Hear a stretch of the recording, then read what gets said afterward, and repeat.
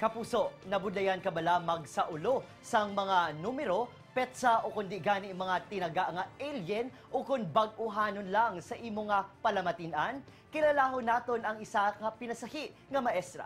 Si Teacher Amy kag kita tanan ma-inspire sa iya pamaagi pagud mapasangkad ang aton kinaalam. Yaring balita. 171.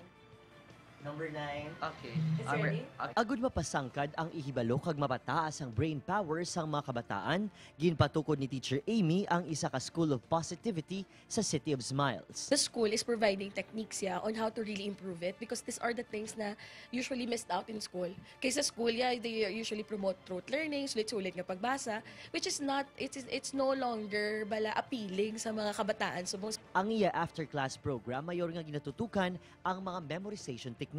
Base sa iya training sa luwas ng pungsod, ginatutukan sini ang pagdevelop sang photographic memory sa mga kabataan humalin elementarya as sa kolehiyo. things na ginatudlo sa una sang high school ginatudlo na subong sa grade school, ang mga topics na sa college na subong sa high school man. So very important, especially with a lot of distractions na nowadays because of information technology, the age of internet.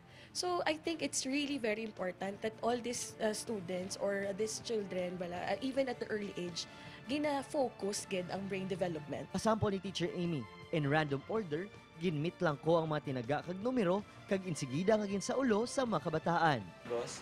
Number 7 is investigation. Number 8 is Zoom. Number 9 is BCPO 325.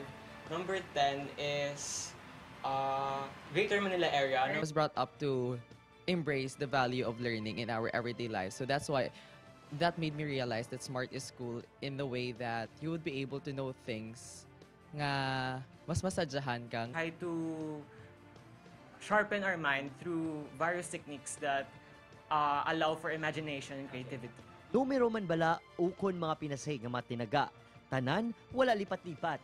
Tanan sa ulado. It's really a great investment if you try to invest on your mental capabilities because we are students and every year we go to school and the pressures of academic is not easy. Puyo sa anay OFW nga ipalapta sa bugos nga pungsod ang iya brain training agud madamo ini sang mabuligan.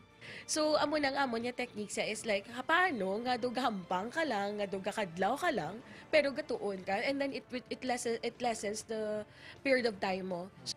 Kay Teacher Amy, idol ka namon ma'am.